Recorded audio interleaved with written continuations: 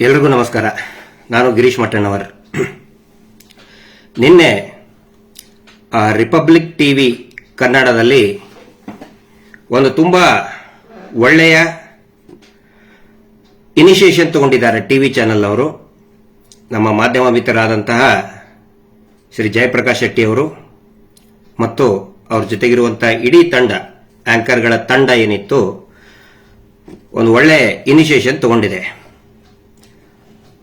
ಆನಂತರ ಸೌಜನ್ಯ ಪ್ರಕರಣದಲ್ಲಿ ಆಲ್ಮೋಸ್ಟ್ ಒಂದು ವರ್ಷ ಆದ ನಂತರ ಒಂದು ಸ್ಯಾಟಲೈಟ್ ಟಿವಿ ಚಾನೆಲ್ ಸೌಜನ್ಯ ಪ್ರಕರಣದ ಬಗ್ಗೆ ಮಾತನಾಡೋದಕ್ಕೆ ಪ್ರಾರಂಭ ಮಾಡಿದೆ. ಹೀಗಾಗಿ ನಮಗೆ ತುಂಬ ಒಂದು ಸಂತೋಷ ಮತ್ತು ಕಳಕಳಿಯಿಂದ ಅದನ್ನು ನಾವು ಸ್ವಾಗತ ಮಾಡ್ತೇವೆ. ಅದರಲ್ಲಿ ಕೊನೆಗೆ ಅವರು ಒಂದು ಮಾತು ಹೇಳ್ತಾರೆ. ಇಡೀ ಪೂರ್ತಿ ಎಂಟೈರ್ ಡಿಸ್ಕಷನ್ ಒಂದೊಂದು ಮಾತಿಗೂ ಕೂಡ ಹಿಂದೂ ದೇವಸ್ಥಾನದ ಮೇಲೆ ದಾಳಿ ಏಕೆ, ಅಪಪ್ರಚಾರ ಏಕೆ ಅಂತ ನಿರಂತರವಾಗಿ ಬರ್ತಾ ಇತ್ತು. 4 ಪ್ರಶ್ನೆಗಳನ್ನು ಅವರು ಕೇಳಿದ್ದಾರೆ. 4ರಲ್ಲಿನೂ ಕೂಡ ಅದೇ ಇದೆ. ನಮಗೂ ಕೂಡ ಸರ್ ಅದೇ ಇದೆ, ಅದೇ ಪ್ರಶ್ನೆನೇ ನಾವು ಕೇಳ್ತಾ ಇದ್ದೀವಿ. ಮಹೇಶ್ ಶೆಟ್ಟಿ ತಿಮ್ಮರೋಡಿ ಅವರು ಮತ್ತು ಅವ್ರದಕ್ಕಿಂತ ಬಿಫೋರ್ ಯಾರ್ಯಾರು ಹೋರಾಟ ಮಾಡಿದ್ರು, ಇಷ್ಟು ಧರ್ಮ ಕ್ಷೇತ್ರದಲ್ಲಿ ಮಲಿನ ಯಾಕೆ ಆಗ್ತಾ ಇದೆ ಅಂತ ಹೇಳಿ ಹೋರಾಟಗಾರರ ಪ್ರಶ್ನೆನೂ ಕೂಡ ಅದೇ. ಹೀಗಾಗಿ ನಾವೊಂದು ತೀರ್ಮಾನ ಮಾಡಿದ್ದೀವಿ. ಯಾಕಂತ ಹೇಳಿದ್ರೆ ನಮ್ಗೆ ಖುಷಿ ಆಗಿದೆ. ತಾವು ಅಂದ್ರೆ ಒಂದು ಸ್ಯಾಟಲೈಟ್ ಚಾನೆಲ್ನಲ್ಲಿ ಮಾತಾಡಿರೋದಕ್ಕೆ ಸ್ವಾಗತಿಸ್ತೇವೆ. ತಾವು ಹೇಳಿದ್ರಿ ಯಾರೇ ಸಾಕ್ಷಿ ಇದ್ರು ಏನೇ ಇದ್ರು ಕೂಡ ಬಂದು ತೋರಿಸಬಹುದು, ಸಾಕ್ಷಿನೇ ಇರಬೇಕು ಅಂತ ಹೇಳಿದ್ರಿ. Yes, agreed. ಒಂದು ನೇರವಾಗಿ ವಿಷಯಕ್ಕೆ ಬಂದ್ಬಿಡ್ತೀನಿ. ನಾನು ಏನು ಘಟನೆಯ ಬಗ್ಗೆ ಮತ್ತು ಹಾರರ್ ಆಫ್ ಧರ್ಮಸ್ಥಳದ ಹಾರರ್ ಭೀಕರತೆಯ ಬಗ್ಗೆ ಮತ್ತು ಸೌಜನ್ಯ ಪ್ರಕರಣದ ಬಗ್ಗೆ ತುಂಬಾ ಉಪಯುಕ್ತವಾದಂತಹ ದೃಶ್ಯಗಳನ್ನ, records, that may be words, visual or anything, ನಾನು ತೋರಿಸೋದಕ್ಕೆ ರೆಡಿ ಇದ್ದೇನೆ. ಕಂಡೀಷನ್ಸ್ ಇದೆ 1-2-3. ಏನು ಅಂತ ಹೇಳಿದ್ರೆ, ನಾನು ಅಲ್ಲಿ ಬಂದಾಗ ನಾನು ಕೊಡಬೇಕಾದ್ರೆ ನಾನು ಲೈವ್ ಅಲ್ಲಿನೇ ಕೊಡ್ತೀನಿ. ತಾವು ಲೈವ್ ಅಲ್ಲಿನೇ ನಮ್ಮನ್ನ ಮಾತಾಡಿಸಬೇಕು. ಲೈವ್ ಅಲ್ಲಿನೇ. ನಾನು ಜಾಸ್ತಿ ಮಾತಾಡೋದು ಇರುವುದಿಲ್ಲ, ಯಾಕಂದ್ರೆ ಕೊಡ್ತಕ್ಕಂತಹ ಏನಂತ ಹೇಳಿದ್ರೆ ರೆಕಾರ್ಡ್ಸ್ ಆ ತರ ಇದೆ. ನಾವು ಮಾತಾಡೋದು ಇರುವುದಿಲ್ಲ ಅದರಲ್ಲಿ. ಒಂದನೇದ್ದು, ನೀವು ಲೈವ್ ಇರಬೇಕು. ಮತ್ತೆ ನಾನು ಕೂಡ ನಿಮ್ಮ ಚಾನಲ್ ಎಂಟ್ರಿ ಆದಾಗಿಂದ ಎಕ್ಸಿಟ್ ಆಗುವವರೆಗೆ ನನ್ನ ಫೇಸ್ಬುಕ್ ಲೈವ್ ಇರ್ತದೆ. ನಾನು ಲೈವ್ ಇದ್ದಾಗಲೇ ನಾನು ಹ್ಯಾಂಡ್ ಓವರ್ ಮಾಡ್ತೀನಿ. ಎರಡನೇದಾಗಿ, ನಾನು ಹ್ಯಾಂಡ್ ಓವರ್ ಮಾಡಿದ ತಕ್ಷಣನೇ ವಿದಿನ್ 2 minutes ವಿದೌಟ್ ಎಡಿಟಿಂಗ್, ಏನು ಒಂದೇ ಒಂದು ಶಬ್ದ ಎಡಿಟ್ ಆಗಬಾರ್ದು ಅದರಲ್ಲಿ. ಆಸ್ ಇಟ್ ಈಸ್ ತಮ್ಮದು ಸ್ಕ್ರೀನ್ ಇದೆಯಲ್ಲ, ದೊಡ್ಡದು ಸ್ಕ್ರೀನ್ ಇದೆಯಲ್ಲ, ಆ ಸ್ಕ್ರೀನ್ ಅಲ್ಲಿ, ಯಾಕಂದ್ರೆ ನಾನು ಕೇಳಿದೆ ಟೆಕ್ನಿಕಲ್, ನನ್ ತಾಂತ್ರಿಕವಾಗಿ ನನಗಷ್ಟು ಗೊತ್ತಿಲ್ಲ. ತಮ್ಮ ಮೊಬೈಲಿಗೆ ಹೋದ್ಮೇಲೆ ಅದು ನಿಮ್ಮ ಒಂದು ಟೆಕ್ನಿಕಲ್ ಟೀಮ್ ಇರ್ತದೆ. ಆ ಟೆಕ್ನಿಕಲ್ ಟೀಮ್ ಇಂತ ಸ್ಕ್ರೀನಿಗೆ ಎಷ್ಟೊತ್ತಾಗುತ್ತೆ, ಮ್ಯಾಕ್ಸಿಮಮ್ 2 minutes ಅಂತ ಹೇಳಿದ್ರೆ ಮೇ ಬಿ 5 minutes ಅಂತ ತಗೊಳ್ಳಿ. ಮತ್ತೆ ಅದೆಲ್ಲವೂ ಕೂಡ ಈ ಕಮರ್ಷಿಯಲ್ ಬ್ರೇಕ್ ಇದ್ದ ಟೈಮ್ ಆಗಿ ಇರಬಾರ್ದು. ಬಂದ ತಕ್ಷಣನೇ ಲೈವ್ ಅಲ್ಲೇ ಹ್ಯಾಂಡ್ ಓವರ್ ಮಾಡ್ತೀನಿ ನಾನು. ಲೈವ್ ಅಲ್ಲೇ ನೀವು ತೋರಿಸ್ಬೇಕು, ಅದನ್ನ ತೋರಿಸಲೇಬೇಕು ವಿದೌಟ್ ಎಡಿಟಿಂಗ್. ಒಂದನೇದ್ದು ಲೈವ್, ನೀವು ಕೂಡ ಲೈವ್ ಇರಬೇಕು. ಅದರಲ್ಲಿ ನನ್ನ ಫೇಸ್ಬುಕ್ ಕೂಡ ಒಂದು ವೇಳೆ ಇದು ಬ್ಲಾಕ್ ಆಗದೆ ಹೋದ್ರೆ, ರಿಪೋರ್ಟ್ ಆಗಿ ಬಹಳ ಹರಸಾಹಸ ಪಡ್ತಾ ಇದ್ದಾರೆ. ರಿಪೋರ್ಟ್ ಮಾಡಿ, ಮುಂಚೆ ಒಂದಿತ್ತು ನಂದು ಗಿರೀಶ್ ಮಟ್ಟಣ್ಣವರು ಇತ್ತು, ಅದನ್ನ ಬ್ಲಾಕ್ ಮಾಡಿಸಿದ್ರು ಸುಮಾರು ಜನರ ಕಡೆ ಅಂತ ಹೇಳಿ. ಪೇಡ್ ಒಂದಿಷ್ಟು ಇದನ್ನಿದ್ದಾರೆ ಮಾಡಿ ಬ್ಲಾಕ್ ಮಾಡಿಸಿದ್ರು. ಒಂದು 10,000 ಫಾಲೋವರ್ಸ್ ಇದ್ರು ಒಂದು ತಿಂಗಳಲ್ಲಿ. ಈಗ 20,000 ಫಾಲೋವರ್ಸ್ ಇದ್ದಾರೆ ಇನ್ನೊಂದು ಅಕೌಂಟ್ ಅಲ್ಲಿ. ಅದನ್ನು ಕೂಡ ಬ್ಲಾಕ್ ಮಾಡ್ಸಕ್ ನೋಡ್ತಾ ಇದ್ದಾರೆ. ಅಕಸ್ಮಾತ್ ಬ್ಲಾಕ್ ಆಗಲಿಲ್ಲ ಅಂದ್ರೆ ಇದೇ ನಂಬರಿನ ಫೇಸ್ಬುಕ್ ನಲ್ಲಿ ಲೈವ್ ಇರ್ತೀನಿ. ಬ್ಲಾಕ್ ಆದ್ರೆ ಇನ್ನೊಬ್ರು ಬರ್ತಾರೆ, ನನ್ನ ಜೊತೆಗೆ ಇನ್ನೊಬ್ರು ಬರ್ತಾರೆ, ಅವರ ಲೈವ್ ಅಲ್ಲಿ ಇರ್ತಾರೆ. ಆ ಲೈವ್ ಅಲ್ಲಿ ನಾವು ಏನು ಮಟೀರಿಯಲ್ ಕೊಡ್ತೀನಲ್ಲ, ಅದನ್ನ as it is without editing ಪೂರ್ತಿಯಾಗಿ ನೀವು ತೋರಿಸಬೇಕು. ಆಗುತ್ತಾ? ನಾನು ಕೇಳ್ತಾ ಇದ್ದೀನಿ ನಿಮಗೆ. ಮೂರನೇದ್ದು, ಪ್ರೊಟೆಕ್ಷನ್ ಆಫ್, ಈಗ ಏನು ವಿಟ್ನೆಸ್ ನಾನು ತೋರಿಸ್ತೀನಲ್ಲ ಅವ್ರಿಗೊಂದು ಪ್ರೊಟೆಕ್ಷನ್ ಅಂತ ಬೇಕಲ್ಲ. ಈಸಿಯಾಗಿ ಹೇಳಿಬಿಡ್ಬೋದು. ಪೊಲಿಟಿಕಲ್ ಅಲಿಗೇಷನ್ ಮಾಡೋದು ತುಂಬಾ ಸುಲಭ, ಅಥವಾ ಇನ್ಯಾವುದಾದ್ರೂ ಇಶ್ಯೂ ಬಗ್ಗೆ ಅಲಿಗೇಷನ್ ಮಾಡೋದು ತುಂಬಾ ಸುಲಭ.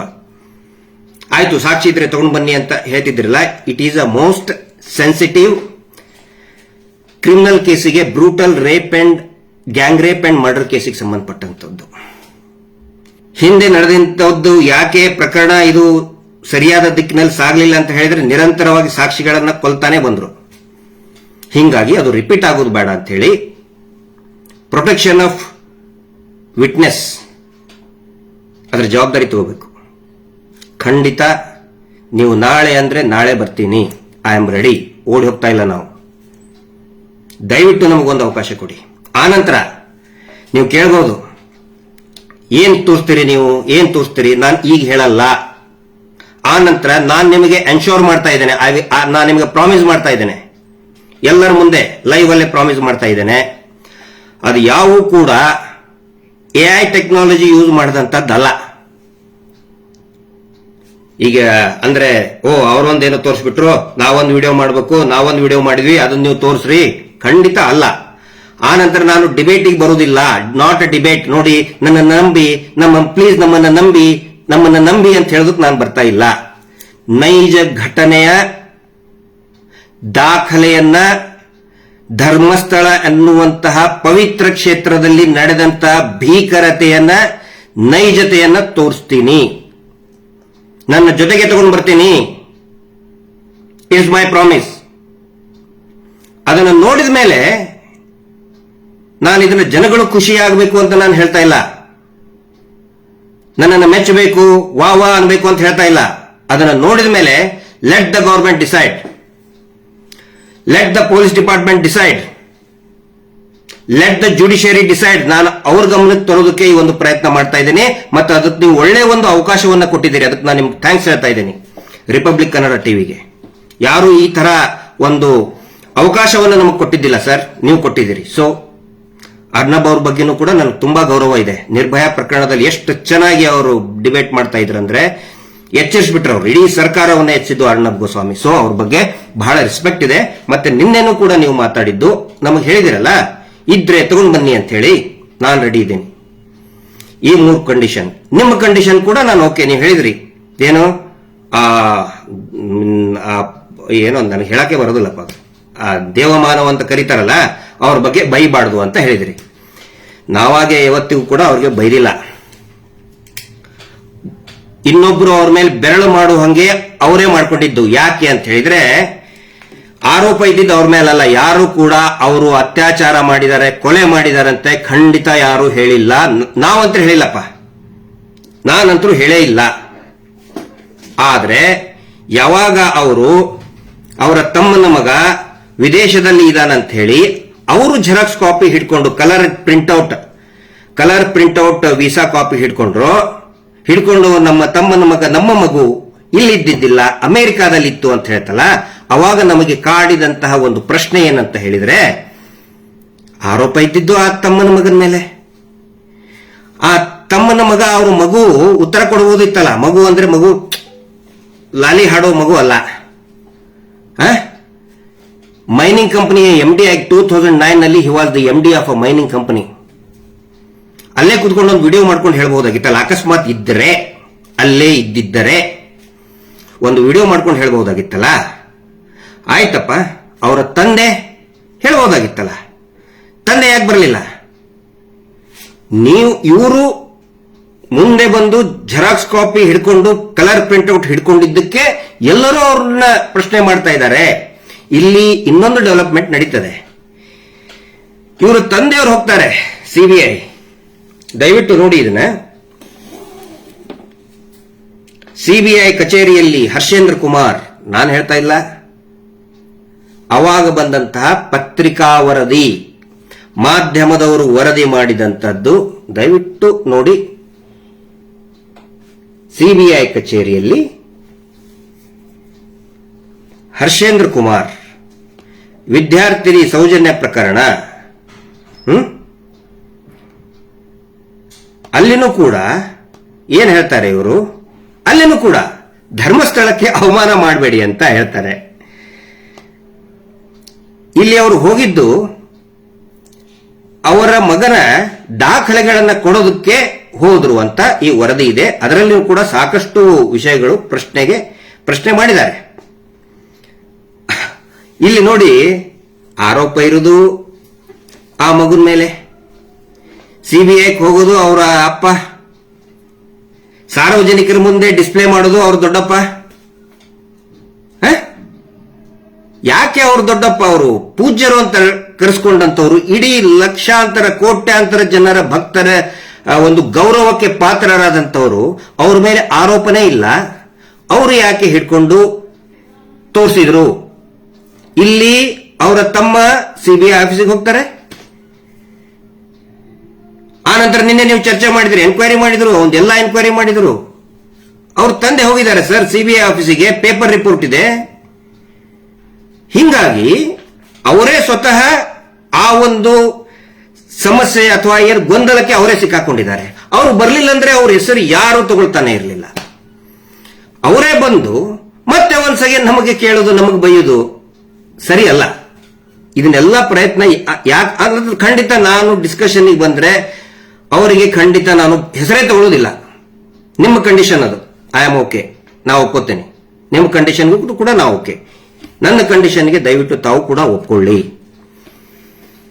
ಇಲ್ಲಾಂದ್ರೆ ಏನಾಗುತ್ತೆ, ನೀವು ಓಪನ್ ಆಗಿ ಹೇಳ್ಬಿಟ್ರಲ್ಲ ನಿಮ್ಮ ಹತ್ರ ಏನು ಇಲ್ಲ, ಅಪಪ್ರಚಾರ ಮಾಡ್ತೀರಿ, ಜನ ಸುಮ್ಮನೆ ತಪ್ಪು ತಿಳ್ಕೊತಾರೆ ನಮ್ಮನ್ನ. ಆಕ್ಚುಲಿ ಟಿವಿ ಚಾನೆಲ್ ನಲ್ಲಿ ಹೇಳೋದ್ರಿಂದ ಏನು ಪ್ರಯೋಜನ ಇಲ್ಲ. ಒಂದು ವೇಳೆ ನಿಮ್ಮ ಚಾನಲ್ ಮುಖಾಂತರ ನ್ಯಾಯಾಂಗದ ಕಣ್ಣು ತೆರೀತು ಅಂತ ಹೇಳಿದ್ರೆ, ಪೊಲೀಸ್ ಇಲಾಖೆ ಕಣ್ಣು ತೆರೀತು ಅಂತ ಹೇಳಿದ್ರೆ, ಇದಕ್ಕಿಂತ ದೊಡ್ಡ ಕಾಂಟ್ರಿಬ್ಯೂಷನ್ ರಿಪಬ್ಲಿಕ್ ಕನ್ನಡಕ್ಕಿಂತ ದೊಡ್ಡ ಕಾಂಟ್ರಿಬ್ಯೂಷನ್ ಯಾವುದೂ ಇರಲ್ಲ. ಅದ್ರ ಸಲುವಾಗಿ ನಾನು ನಿಮ್ಗೆ ಹೇಳ್ತಾ ಇದ್ದೀನಿ, ಪ್ಲೀಸ್ ನಾನು ನಿಮಗೆ ಆಫರ್ ಮಾಡ್ತಾ ಇದ್ದೇನೆ. ನಾನೇನು ಆಫರ್ ಮಾಡ್ತಾ ಇದ್ದೇನೆ? I am offering my time and my space, digital space. ನನ್ನಲ್ಲಿರುವಂತಹ ಡಿಜಿಟಲ್ ಸ್ಪೇಸ್ ಅನ್ನ ನಿಮ್ದು ದೊಡ್ಡ ಡಿಜಿಟಲ್ ಸ್ಪೇಸ್ ಇದೆಯಲ್ಲ ಅದಕ್ಕೆ ಕೊಡ್ತಾ ಇದ್ದೀನಿ. ಮತ್ತೆ ನಾನು ನಿಮ್ಗೆ ರಿಕ್ವೆಸ್ಟ್ ಮಾಡ್ಕೊತಾ ಇದ್ದೀನಿ, ಚಾಲೆಂಜ್ ಮಾಡ್ತಾ ಇಲ್ಲ. ಕೆಲವೊಬ್ರು ಹೇಳಿದ್ರು ಗಿರೀಶ್ ಮಟ್ಟಣ್ಣ ಅವ್ರ ಚಾಲೆಂಜ್. ನಾನು ಯಾವತ್ತಿಗೂ ಕೂಡ ಇದುವರೆಗೂ ಯಾರಿಗೂ ಚಾಲೆಂಜ್ ಮಾಡಿಲ್ಲ, ಸೌಜನ್ಯ ಪ್ರಕರಣದಲ್ಲಿ ಮಾಡೋದು ಇಲ್ಲ. ಚಾಲೆಂಜ್ ಮಾಡಿದರೆ ಅಹಂಕಾರ ಆಗುತ್ತೆ. ನಾವು ಹೇಳಿದ್ದೇ ಸರಿ, ಇದುವರೆಗೂ ಕೂಡ ನಾವು ಹೇಳಿದ್ದೇ ಸರಿ ಅಂತ ನಾನು ಸುಮ್ಮನೆ ಬೊಗಳ ಬಿಟ್ಟಿಲ್ಲ. ಪ್ರತಿಯೊಂದನ್ನು ಕೂಡ ದಾಖಲೆಯ ಆಧಾರದ ಮೇಲೆ ಮಾತಾಡಿದ್ದೇನೆ. ಅದಕ್ಕೆ ದಯವಿಟ್ಟು ರಿಪಬ್ಲಿಕ್ ಟಿವಿಯ ಸ್ನೇಹಿತರು, ನಮ್ಮ ಏನು ಜಯಪ್ರಕಾಶ್ ಶೆಟ್ಟಿ ಅವರು ಹೇಳಿದ್ದಾರೆ, ಅವರ ಆಹ್ವಾನವನ್ನ ಸಂಪೂರ್ಣವಾಗಿ ನಾನು ಒಪ್ಕೊಂಡಿದ್ದೇನೆ. ಮತ್ತೆ ರಿಯಲ್ ಸ್ಟಫ್ ತಗೊಂಡು, ಒಂದು ವೇಳೆ ಅದೇನಾದ್ರು ರಿಯಲ್ ಸ್ಟಫ್ ಇರಲಿಲ್ಲ ಅಂತ ಹೇಳಿದ್ರೆ ಹಿಗ್ಗಾಮುಗ್ಗ ಹೋಗಿರಿ. ನನ್ನಲ್ಲಿ ನಿಮ್ಮ ಸ್ಟುಡಿಯೋದಲ್ಲೇ ನಿಮ್ಮ ಮುಂದೆ ಕುಂದಿಸ್ತಿದ್ದೀನಿ, ಕುತ್ಕೊಂಡವನ್ನ ಎಬ್ಸಕ್ ಹೇಳಿ, ನನಗೆ ಹೇಳಕ್ ಹೇಳಿ, ಎತ್ಕೊಳ್ರಿ ಅಂತ ಹೇಳಿ ಎದ್ದು ನಿಲ್ಲಿಸಿ ನನಗೆ ಹಿಗ್ಗಾಮುಗ್ಗ ಹೋಗಿರಿ ಜಯಪ್ರಕಾಶ್ ಶೆಟ್ಟಿ ಅವರೇ, ಮತ್ತು ನಿಮ್ಮ ಎಲ್ಲಾ ಆಂಕರ್ಗಳು ಸೇರಿ ಹಿಗ್ಗಾಮುಗ್ಗ ಹೋಗಿರಿ. ಒಂದು ವೇಳೆ ಅದು ನೈಜ ಚಿತ್ರಣ, ಭೀಕರತೆಯ ನೈಜ ಚಿತ್ರಣ ತೋರಿಸದೆ ಹೋಗಿದ್ರೆ, ಆರ್ಟಿಫಿಷಿಯಲ್ ರಿಮೇಕ್ ಆಗಿದ್ರೆ, ಎಐ ಟೆಕ್ನಾಲಜಿ ಯೂಸ್ ಮಾಡಿದ್ರೆ ಎಬ್ಬಿಸ್ ನಿಂದ್ರಿಸಿ ಹೋಗಿರಿ ನನಗೆ. ಅಷ್ಟು ವೆರಿ ಟ್ರೂ ನೈಜ ಚಿತ್ರಣವನ್ನು ನಿಮ್ಮ ಮುಂದೆ ಹಿಡಿತಾ ಇದ್ದೀನಿ. ಓಕೆನಾ? ಎಸ್ ಅಂತ ಹೇಳಿ ವೇಟ್ ಮಾಡ್ತಾ ಇದ್ದೀನಿ.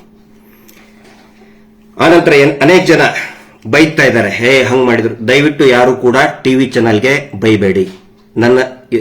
ನನ್ನ ಅಭಿಪ್ರಾಯ ಇದು. ಜರ್ನಲಿಸ್ಟು ತುಂಬಾ ಚೆನ್ನಾಗಿ ನಿನ್ನೆ ನನಗೆ ಎಷ್ಟು ಖುಷಿ ಆಯ್ತು ಅಂತ ಹೇಳಿದ್ರೆ, ನೋಡಿ, ಸೌಜನ್ಯ ಫೋಟೋ ತೋರಿಸಿದ್ದೆ ನಮಗೊಂದು ಅಭಿಮಾನ. ಹೌದು, ಆ ಮಗಳದು ಯಾರು ಸ್ಯಾಟಲೈಟ್ ಟಿವಿ ಚಾನಲ್ ಅಲ್ಲಿ ನ್ಯಾಯ ಸಿಗಲೇಬೇಕು ಅಂತ ತೋರಿಸಲಿಲ್ಲ, ರಿಪಬ್ಲಿಕ್ ಟಿವಿ ತೋರಿಸಿದ್ದಾರೆ. ಯೂಟ್ಯೂಬ್ ನಲ್ಲಿ ಸುಮಾರು ಬಂದಿದೆ. ಥ್ಯಾಂಕ್ಸ್. ಅಂದ್ರೆ ಈ ಹೋರಾಟ ನಿಂತಿದ್ದೆ ಯೂಟ್ಯೂಬ್ ಚಾನಲ್ಗಳಿಂದಾನೆ. ಪೇಜ್ಗಳು, ಇಂಟರ್ನೆಟ್ ಪೇಜಸ್ ಏನೇನಿರ್ತದಲ್ಲ, ಇನ್ಸ್ಟಾ, ಫೇಸ್ಬುಕ್, ಅವ್ರ ಈ ತರ.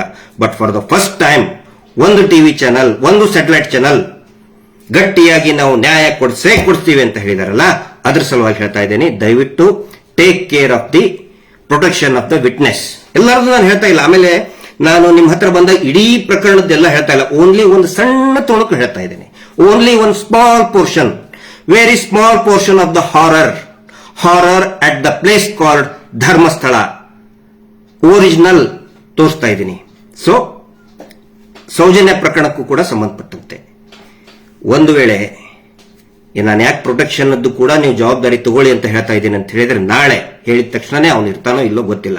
ಸೊ ಅದ್ರ ಬಗ್ಗೆ ತಾವು ತಮ್ಮ ಲೀಗಲ್ ಟೀಮ್ ಬೇಕರ ಜೊತೆಗೆ ಚರ್ಚೆ ಮಾಡಿ, ನಮ್ಮ ಲಾಯರ್ ಜೊತೆಗೂ ಕೂಡ ನಾನು ಚರ್ಚೆ ಮಾಡ್ತೀನಿ. ಎಸ್ ಅಂತ ಹೇಳಿದ್ರೆ ವಿಲ್ ಗೋ ಹೆಡ್.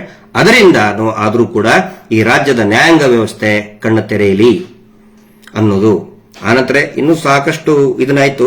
ನೀವು ಮಾತಾಡಿದ್ರ ಬಗ್ಗೆ ಇಷ್ಟೇ ಮಾತಾಡ್ತೇನೆ, ಇನ್ನೊಬ್ಬರು ಹೇಳಿದ್ರ ಬಗ್ಗೆ ನಮ್ಗೆ ಯಾವುದೇ ಇದನ್ನಿಲ್ಲ, ಕನ್ಸರ್ನ್ ಇಲ್ಲ. ಇವತ್ತು ನಾನು ಮಾತಾಡಿದೆ, ಆ ವ್ಯಕ್ತಿಗೆ ಕ್ರಿಮಿನಲ್ ಪ್ರೊಸೀಜರ್ ಸಿಸ್ಟಮ್ ಅಂತ ಏನು ಕೂಡ ಗಂಧ ಗಾಳಿ ಗೊತ್ತಿಲ್ಲ. ಬರೀ ಒಂದಿಷ್ಟು ಕಮೆಂಟ್ ಹಾಕೋರು, ಪೇಡ್ ಕಮೆಂಟ್ ಹಾಕೋರು ವಾ ಅನ್ನೋದ್ರ ಸಲುವಾಗಿ ಮಾತಾಡಿದ್ರೆ ಅಲ್ಲ, ವಾದ ಮಾಡೋದ್ರ ಸಲುವಾಗಿ ನಾವು ಮಾತಾಡಬಾರ್ದು, ನ್ಯಾಯದ ಸಲುವಾಗಿ ಮಾತಾಡಬೇಕು.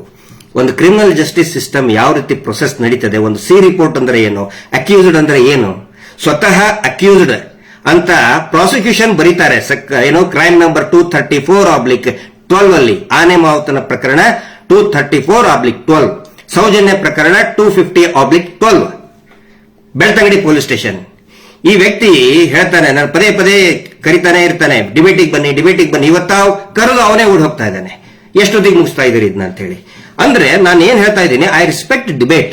ಆದ್ರೆ ನಾವು ಡಿಬೇಟ್ ಮಾಡುವಂತಹ ವ್ಯಕ್ತಿಗಳಿಗೆ ಒಂದು ಎಕ್ಸ್ಪೀರಿಯನ್ಸ್ ಇರಬೇಕು ಅಥವಾ ನಾಲೆಜ್ ಇರಬೇಕು.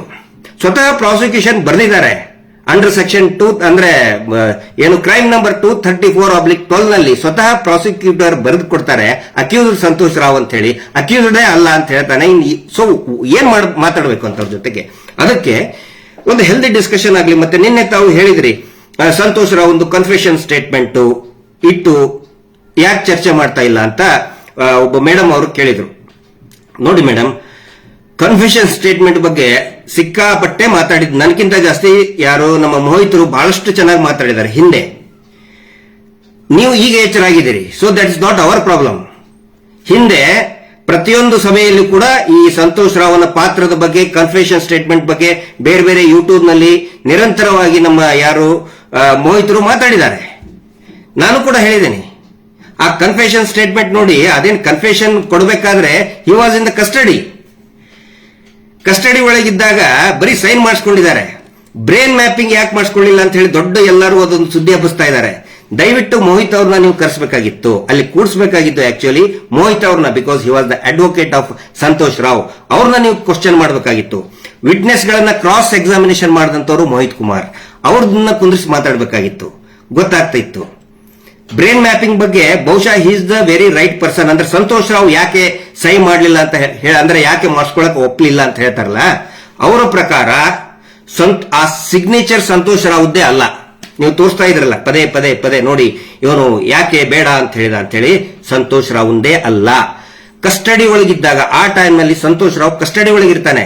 ಕಸ್ಟಡಿ ಒಳಗಿದ್ದಾಗ ಬ್ರೈನ್ ಮ್ಯಾಪಿಂಗ್ ಬಗ್ಗೆ ಏನಾದರೂ ಏನು ಪರ್ಮಿಷನ್ ತಗೋಬೇಕಂದ್ರೆ first they have to invite their advocate ಕರೆದಿಲ್ಲ. ಮೋಹಿತರು ಹೇಳೋ ಪ್ರಕಾರ, ಅವರ ವಕೀಲರು ಅಡ್ವೊಕೇಟ್ ಹೇಳೋ ಪ್ರಕಾರ ಅದು ಸಂತೋಷನ ಸಿಗ್ನೇಚರೇ ಅಲ್ಲ. ಅದನ್ನ ಚರ್ಚೆ ಆಗಬೇಕು ಅಂತ ಹೇಳಿದ್ರೆ ಕನ್ಸರ್ನ್ ಅಡ್ವೊಕೇಟ್ ಯಾರಿದ್ದಾರೆ ಅವ್ರನ್ನ ಕುದುರಿಸ್ಕೊಂಡು ಮಾತಾಡಬೇಕಾಗಿತ್ತು. ಇದ್ರೆ ಇನ್ನೂ it would have been a very healthy. ನೀವು ಅವ್ರನ್ನ ಯಾಕೆ ಕರೆದ್ರಿ, ಇವ್ರನ್ನ ಯಾಕೆ ಕರೆದಿ, ದಟ್ಸ್ ನಾಟ್ ಮೈ ರೈಟ್. ನೀವು ಯಾರನ್ನಾದ್ರೂ ಕರೀರಿ, ಆದ್ರೆ ಪ್ರಾಪರ್ ಪರ್ಸನ್ ಅನ್ನ ಕರೆಸಿ ಮಾತಾಡಬೇಕಾಗಿತ್ತು. ಇನ್ನು ಸುಮಾರು ವಿಷಯ ಇದೆ ಅದ್ರ ಬಗ್ಗೆ ಹೇಳೋದಕ್ಕೆ, ಯಾಕಂದ್ರೆ ನಿನ್ನೆ ಬಗ್ಗೆ ಅದನ್ನು ಕೂಡ ಬೇಕಾದ್ರೆ ನಾ ಬಂದಾಗ ಮಾತಾಡ್ತೀನಿ, ವಿಶ್ಲೇಷಣೆ ಮಾಡ್ತೀನಿ. ಬಟ್ ಮೇನ್ ಇರೋದು ನಾನು ಚರ್ಚೆ, ಹರಟೆ, ಡಿಬೇಟ್ ನೋ, ಅದಕ್ಕೆ ಬೇಡ. ನಾನು ಬರೋದು ಒನ್ಸ್ ಅಗೇನ್ ಐ ರಿಪೀಟ್, ನಾನು ತಗೊಂಡು ಬಂದಂತಹ ಮಟೀರಿಯಲ್ ಏನಿದೆ, ದ ಒರಿಜಿನಲ್ ಸ್ಟಫ್ ಏನಿದೆ, ಅದನ್ನ ನಾನು ಲೈವ್ ಅಲ್ಲೇ ಕೊಡ್ತೀನಿ. ಲೈವ್ ಅಲ್ಲೇ ಪೂರ್ತಿ ರಿಸೀವ್ ಮಾಡ್ಕೋಬೇಕು. ಅಟ್ ದ ಸೇಮ್ ಟೈಮ್ ನಾನು ಕೂಡ ನನ್ನ ಫೇಸ್ಬುಕ್ ಅಲ್ಲಿ ಲೈವ್ ಅಲ್ಲಿ ಇರ್ತೀನಿ.